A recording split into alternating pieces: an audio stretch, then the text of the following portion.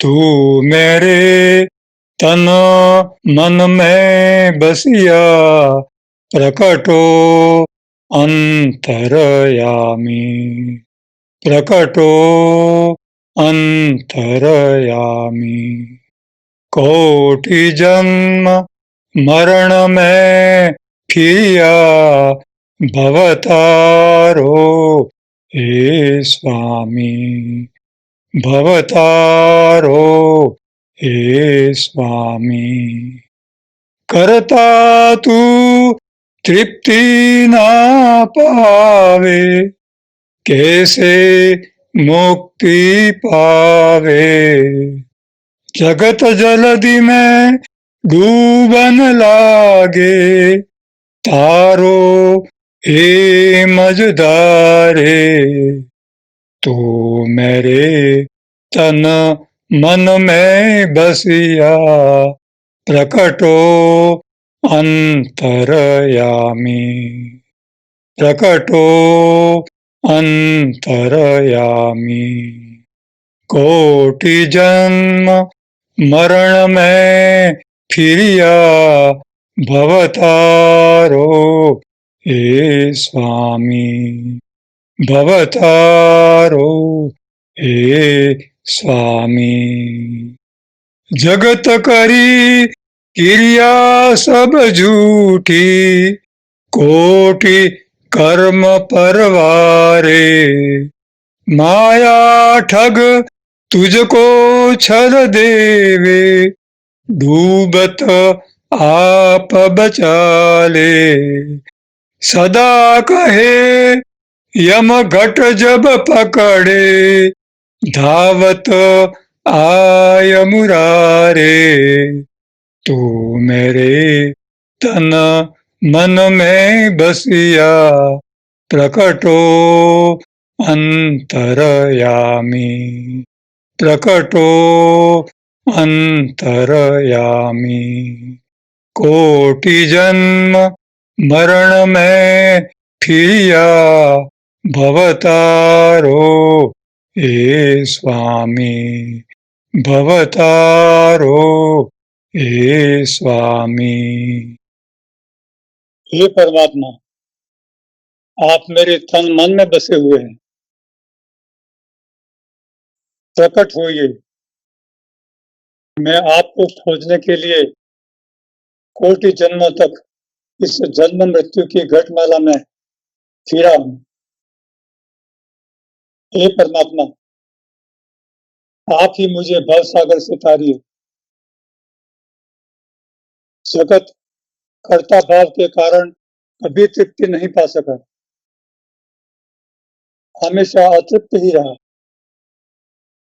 फिर मुक्ति कैसे प्राप्त करें? मैं संसार सागर में डूबा जा रहा हूं, मुझे तारिए, इस मझधार से पार उतारिए। कर्मों के कर्ता भाव से कभी नहीं उबरता। ये संसारी मित्र, माया ठग है, तुम्हें छल देगी। मुझे डूबते हुए आप ही बचाइए। परमात्मा का नाम चिंतन, भजन, कीर्तन अनन्य भाव से यदि आप करते हैं, सद्गुरु का सानिध्य सेवन करते हैं, तो समझिए कि आपका यम भी कुछ बिगाड़ नहीं सकता। यदि जीवन में या मृत्यु के समय भी आवश्यकता हुई, तो परमात्मा दौड़कर आपकी मदद के लिए आ जाएंगे। इतना विश्वास रखिए। यह संसार अंधकार का कुआं है। इस अनंत अंधकार में आप ही एक प्रकाश, आपकी कृपा ही इस सृष्टि को प्रकाश दे सकती है। इस अहंकार की असारता में आप ही सार हैं। ये सृष्टि के सर्जनहार, पालनहार और विसर्जनहार, आप ही इस जगत के आधार हैं। आप ही से सारी सृष्टि टिकी हुई है। मैं अनंत जन्मों से जन्म मृत्यु के फेरे फिरता रहा हूँ, किंतु उसका अंत नहीं पाया। आपकी तेजोमयता से मेरी आत्मज्योत जला दीजिए, जिससे मैं आपका दिव्य प्रकाश पाकर अपना अनंत अंधकार मिटा सकूं। सदगुरु कहते हैं कि हे मित्र, अब अपने मोह माया वाले घर को छोड़ो। हे अनंत पद के मुसाफिर, थक कर बैठ मत जाओ, चलो अपने सांसारिक विचार रूपी देश को बदलो।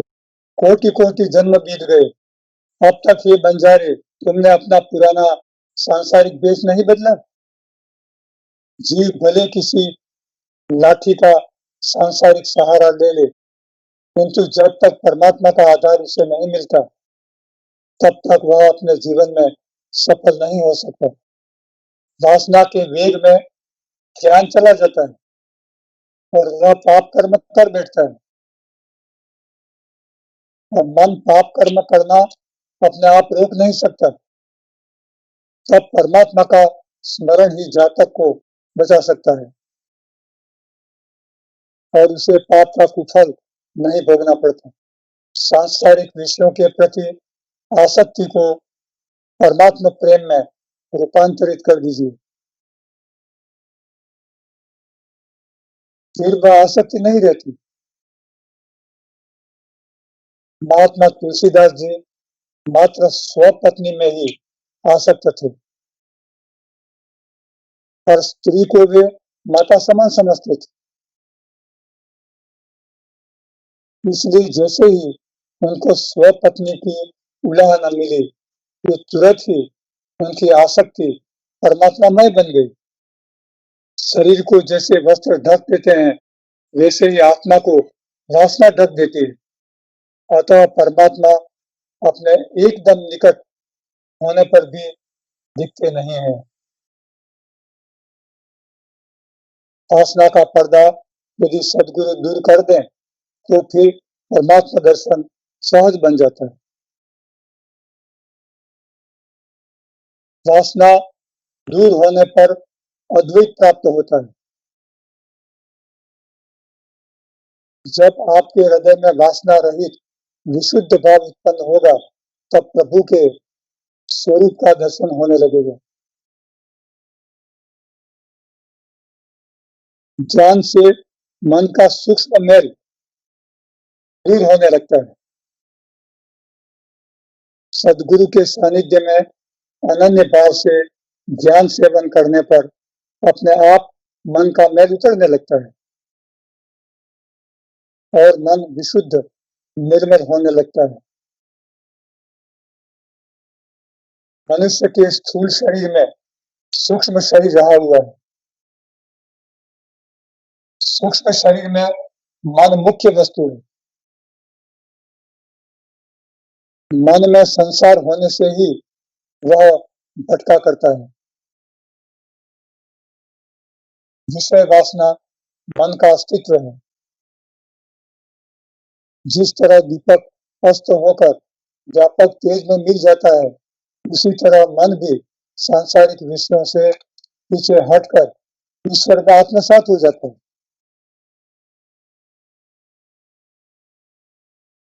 प्रारंभ में आपका परमात्मा के प्रति प्रेम भाव द्वैत रूप में होता है। वह धीरे धीरे बढ़ने पर अद्वैत में बदलता रहता है। प्रारंभ में भक्त और भगवान अलग अलग होते हैं, किंतु अनन्य भाव से भक्ति बढ़ने पर बाद में भक्त और भगवान एक बन जाते हैं। मनुष्य से मिलने की इच्छा को काम वासना कहा जाता है, किंतु ईश्वर से मिलने को प्रेम भाव कहा जाता है। मोह देह धर्म है, वह शरीर के साथ जुड़ा है, और प्रेम भाव आत्मा से जुड़ा है, वह आत्मा का धर्म है। मोह त्याज्य है और अनन्य प्रेम भाव परमात्मा की ओर झुकाता है। पारदर्शी भक्तों के हृदय में परमात्मा के प्रति भाव जागृत हो जाता है, जो अन्य के हृदय में जागृत नहीं होता। परमात्मा से मिलने के लिए अत्यंत आतुर बने भक्त जनों की भूख प्यास नींद अनुभव नहीं होती। वह पाने की ललक में समा जाती। ईश्वर के साथ के अनन्य प्रेम का शरीर के साथ कोई संबंध नहीं होता। इसमें कोई लौकिक वासना नहीं होती। इसमें जीव का परब्रह्म से मिलने का विशुद्ध भाव मात्र होता है।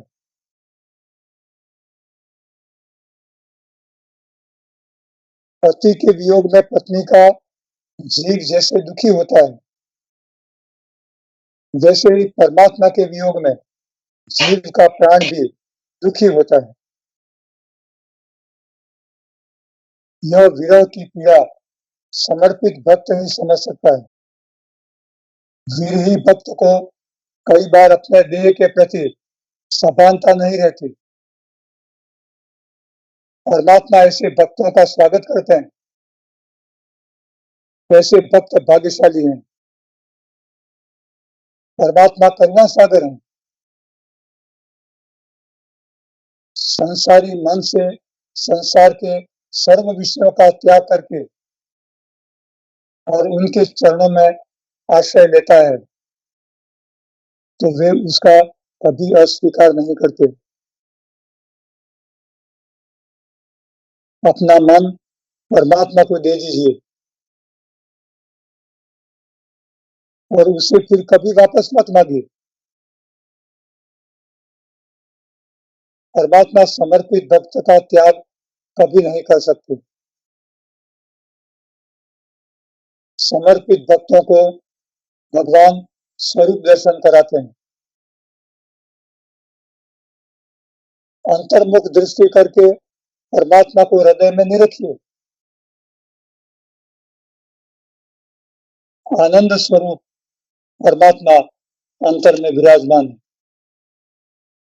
जगत परमात्मा को बाह्य स्वरूप से देखना चाहता है, इसलिए वे नहीं दिखते। सच्चे भाव से वे अंतर्मुख में देखने पर ही अनुभव किए जा सकते हैं।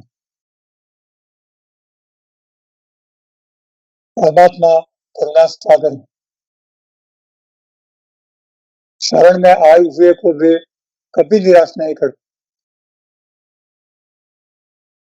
परमात्मा समझते हैं कि योग्य भक्त को यदि स्वरूप दर्शन नहीं दिया गया तो वह प्राण त्याग कर देगा।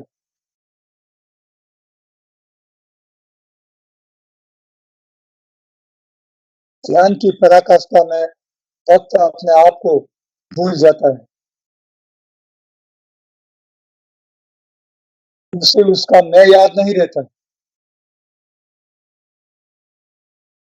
तन्मय होकर सर्व में प्रभु की खोज करता है। वही समर्पित सच्चा भक्त है। परमात्मा की खोज करने की भक्त की सारी बाह्य क्रियाएं व्यर्थ हो जाती। लिखना, बोलना, सुनना भी यदि अंतर्मुख नहीं कराता तो व्यर्थ जाता है। परमात्मा देखने की चीज नहीं है। अनादि अनंत व्यापक का सूक्ष्म भाव में हृदय में स्वरूप दर्शन किया जा सकता है। वह कभी अनुभव में प्राप्त हो सकते हैं। परमात्मा का मूर्त रूप हो ही नहीं सकता, और यदि हो सकता तो वह मात्र आपके स्वरूप के रूप में, वह आपके अंतर का रूप,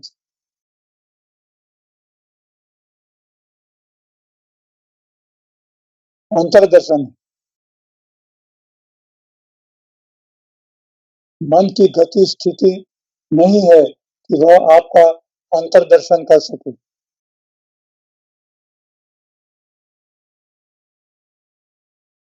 जैसे हमें पूरा आकाश नहीं दिखता, मात्र क्षितिज ही दिखता है, जहाँ पृथ्वी और आकाश दोनों मिलते हैं। उसी तरह मन इस विराट व्यापक का अनुभव करने के लिए अक्षम है। इसीलिए अमन की स्थिति में अंतर्मुख हुआ जा सकता है, जहाँ मन नहीं रहता, वहाँ परमात्मा रहता है। बाह्य मन को हजार प्रक्रियाएं करने पर भी परमात्मा दर्शन नहीं हो सकता।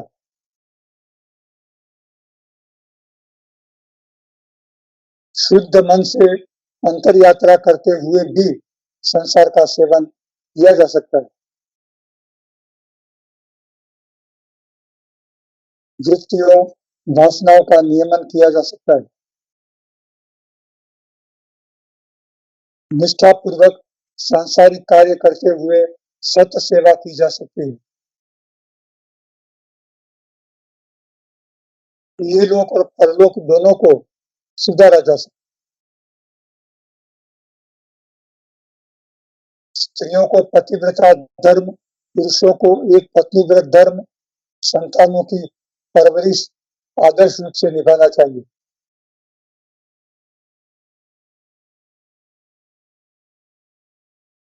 आदर्श स्त्री धर्म यही है कि वह पति में ईश्वर भाव रखे। स्त्री माया मूर्ति है, फिर भी पति सखा भाव से पत्नी को अध्यात्म से जोड़े।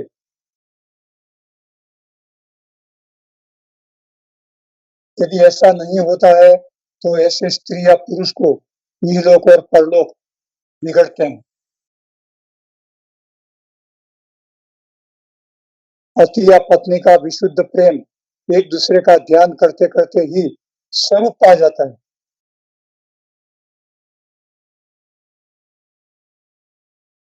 परमात्मा पतित पावन है,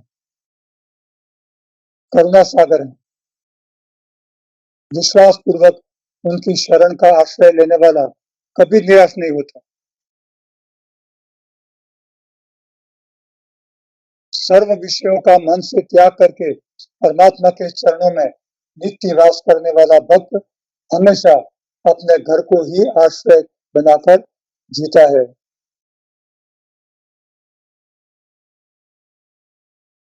हे प्रभु, आप अपना शक्तिशाली मंगलमय वरद हस्त मेरे मस्तक पर रख दीजिए। हमारे अभिमान को दूर करिए। शरण भाव से जीव जितना परमात्मा को अधिक समर्पित होता है, वह अभय पद प्राप्त करता जाता है।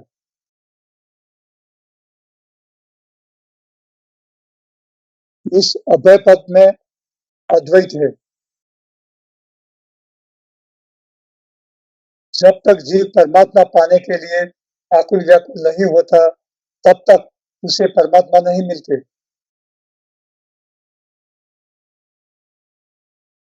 ब्रह्म का ब्रह्म में एक ही जीव और परमात्मा का अद्वैत मिलन है।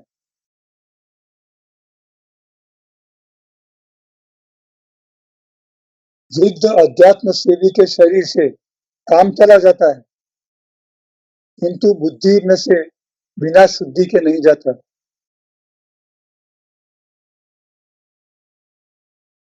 वृद्धावस्था में इंद्रियां निर्बल हो जाने से विकार चले जाते हैं,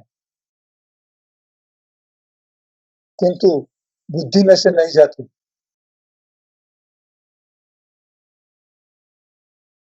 जो अहंकार नहीं रखता और हमेशा छोटा बनकर जीता है, परमात्मा उसे अपने पास रखते हैं और बड़प्पन से परमात्मा दूर चले जाते हैं। ज्ञान का अभिमान बहुत ही खराब होता है। ज्ञान का अभिमान छोड़कर जो बालक जैसा निर्भिमानी बन जाता है, उसे परमात्मा हमेशा अपने पास रखते हैं। अपने पास साधन अधिक होने पर किसी को कुछ देना अच्छी बात है। कम साधन में भी किसी को कुछ दे देना अधिक त्याग भाव। किसी से छिपा कर खाना ठीक नहीं होता। किसी को छलना, कपट करना पाप है। अपना व्यवहार बर्ताव किसी को अच्छा न लगे तो वह सामने वाले के लिए दुख रूप बन जाता है। वह भी हिंसा है। मन चंचल है, उसका प्रयत्न पूर्वक नियमन करना चाहिए। अन्यथा वह कोई अनुचित कार्य कर बैठता है।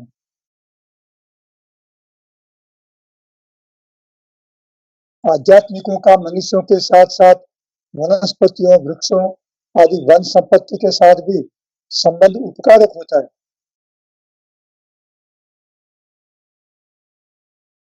जीव परमात्मा का नाम चिंतन, स्तुति स्तवन करते करते थक जाता है, तब परमात्मा का भी हृदय पिघल जाता है। धन संपत्ति बिना परिश्रम के नहीं मिलती, उसी तरह परमात्मा भी बिना परिश्रम के नहीं मिलते। खाइए, खिलाइए, सेवा करिए, सेवा लीजिए, ये सब क्रियाएं भावपूर्ण होनी चाहिए।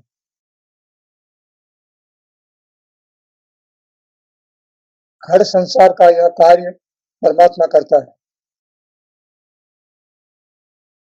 आपको निमित्त बनाता है। आपका खाया हुआ या खिलाया हुआ कौर परमात्मा का प्रसाद है। वह अंतर तृप्त करने आपको क्षुधाभाव से मुक्त कराता है।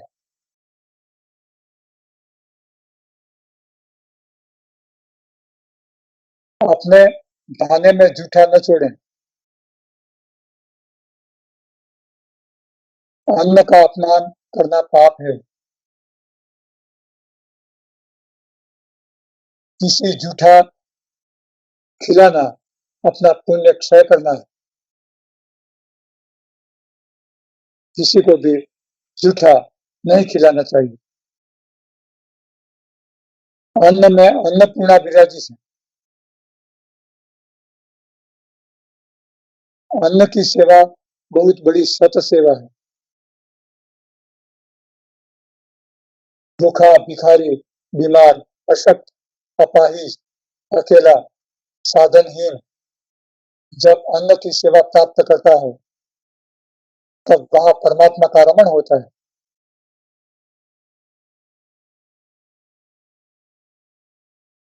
आप यह पक्का निर्णय करें कि थोड़ा भूखा रहना पसंद करेंगे, लेकिन कभी भी अकारण जूठा नहीं छोड़ेंगे।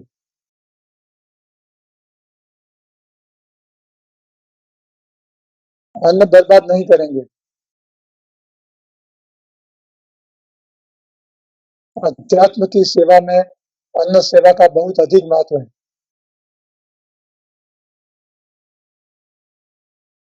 अनंत काल से यह सेवा की जाती रही है। कई साधु संत महात्माओं ने यह परंपरा प्रारंभ करके आज भी हमें विरासत में दी है, जो चल रही है। हमें अपना अभिमान दूर होने पर भी परमात्मा की कृपा की पहचान होती है। जब तक अभिमान दूर नहीं होता, तब तक परमात्मा की कृपा हमें प्राप्त नहीं होती। भोजन में अधिक स्वाद का आग्रह नहीं रखना चाहिए। जिसका मन भोजन के स्वाद में फंसा रहता है, वह भोजन ठीक तरह से भाव से नहीं कर सकता। कई अज्ञान के आवरणों के कारण जीव परमात्मा के अपने भीतर होने का अनुभव नहीं कर सकता।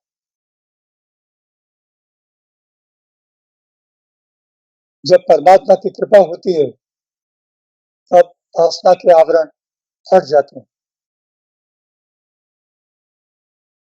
और जीव को साक्षात्कार का अनुभव प्राप्त होता है।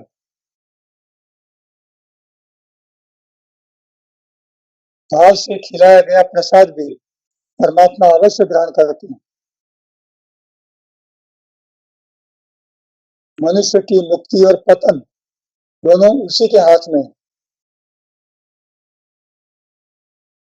शुद्ध मन से कर्म करने वाला और प्रेम भाव से परमात्मा की सेवा करने वाला हमेशा अपने मार्ग में सफल हुआ है। मनुष्य का अहंकार ही उसका सबसे बड़ा शत्रु है।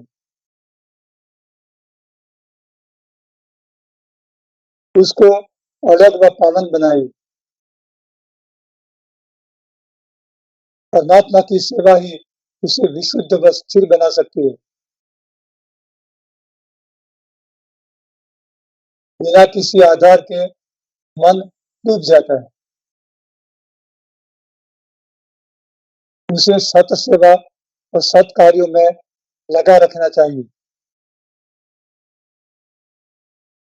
प्रभु के साथ सतत जुड़े रहना, इसी से सुख शांति व आनंद प्राप्त होगा।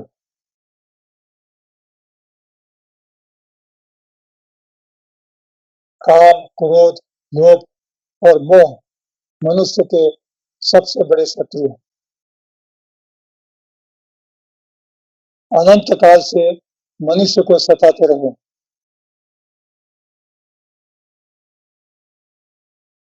भक्ति, ज्ञान और वैराग्य तीनों के परिपूर्ण होने पर ही आत्मज्ञान का अनुभव होता है।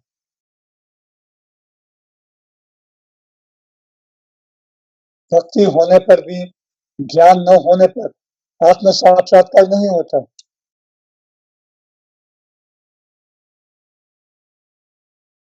ज्ञान के साथ भक्ति का होना समरसता पैदा करता है।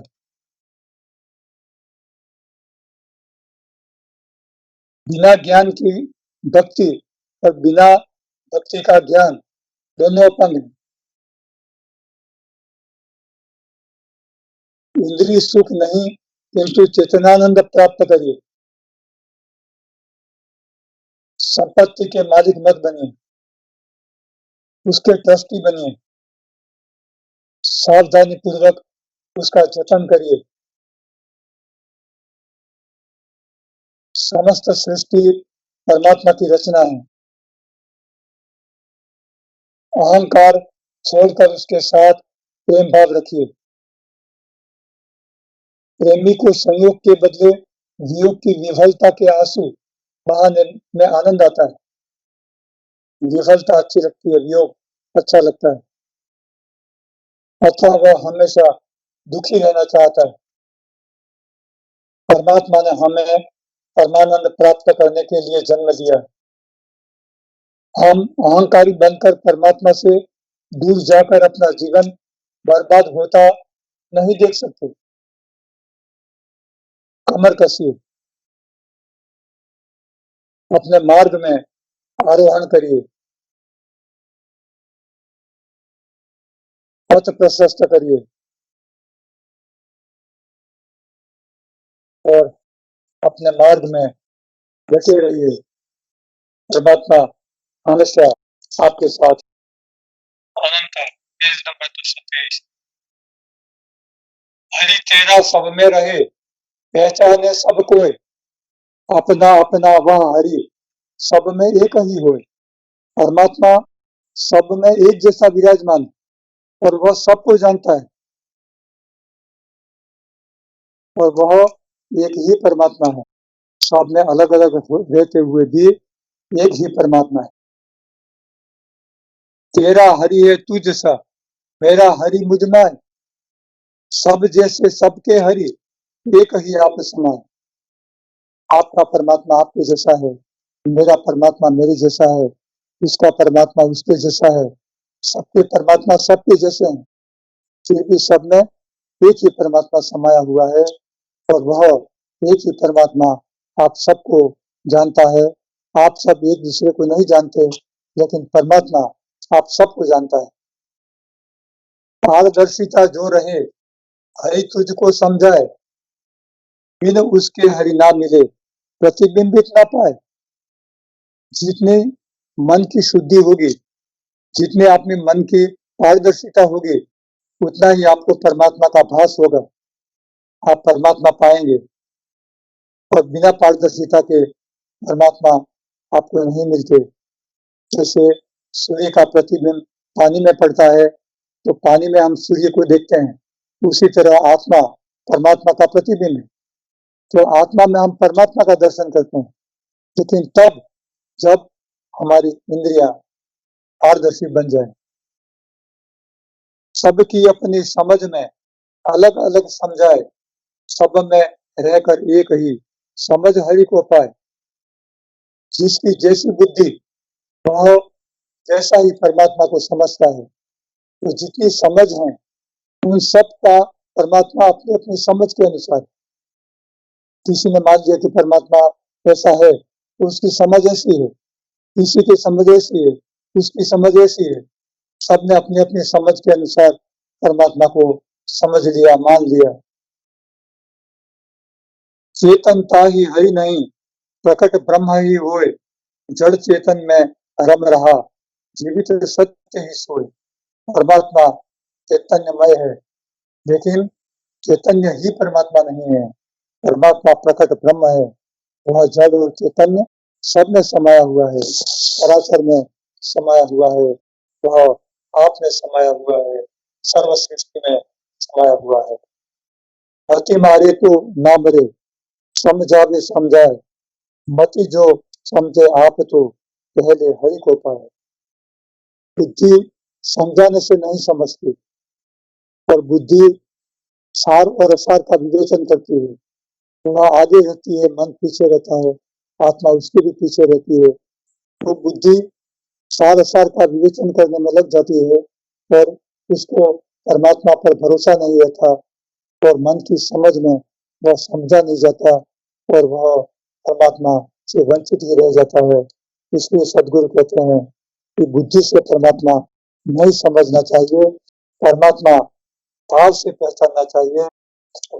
आप समझिए, आप परमात्मा के पास हैं। हरि तो आप अमाप है, सृष्टि हरि का माप, जिसकी जैसी समझ है, वैसा ही हरि जाप। तो सर्व सृष्टि में परमात्मा समाया हुआ है, अमाप है। परमात्मा जैसे अनंत है, तो यह उसकी बनाई हुई सृष्टि भी अनंत है।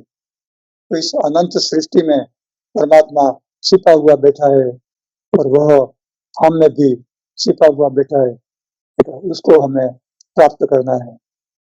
जगत स्वयं ही स्वप्न है, आप स्वप्न मत देख, स्वप्न सत्य पावे नहीं, स्वप्न कल्प की रेख।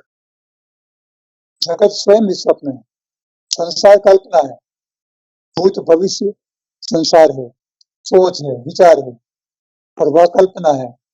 तो इस कल्पना में, इस स्वप्न में मत राखिए, यह तो नाशवान है, यह सत्य नहीं है। सत्य तो साक्षात परमात्मा जो अंतर में विराजमान है, वो है। वो कल्पना को छोड़ करके सत्य की शरण में आइए और परमात्मा पाइए। हरि बाचे तो हरि मिले, जग बाचे जग पाए, आधी बोतल जल भरा, खाली भरा समाया। परमात्मा को ही पढ़िए, परमात्मा को पाने का ही प्रयत्न करिए। संसार को अधिक महत्व नहीं देना है। संसार मात्र जीने के लिए, संसार शेष कर्म पूरे करने के लिए है। संसार आपका लक्ष्य नहीं है। संसार से आप हमेशा थोड़े दूर ही रहिए। जो हरि पाया राम ने, वह हरि पावे आप, मत हरि खोजे राम में, राम बसे हरि आप। राम कृष्ण जितने भी अवतार हो गए, सब ने परमात्मा पाया और आप टेर गए, शरीर छोड़कर वे भी चले गए। परमात्मा सत्य सत्य में समा गया, जो आप में भी विराजमान। तो वह राम कृष्ण सब परमात्मा में ही विराजित हैं, और आप सिर्फ नाम स्मरण में ही मत रहिए, नाम स्मरण से भी ऊपर उठिए और सत्य रूप परमात्मा, चैतन्य रूप परमात्मा जो आपके अंतर में विराजमान है, उसको पाने का प्रयत्न करिए, उसे पहचानने का प्रयत्न करिए। वह हमेशा आपके साथ आपके साथ है। बस सत्य सेवन करिए, सदगुरु के चरण शरण में रहिए। परमात्मा हमेशा आपके साथ, हमेशा आपके साथ।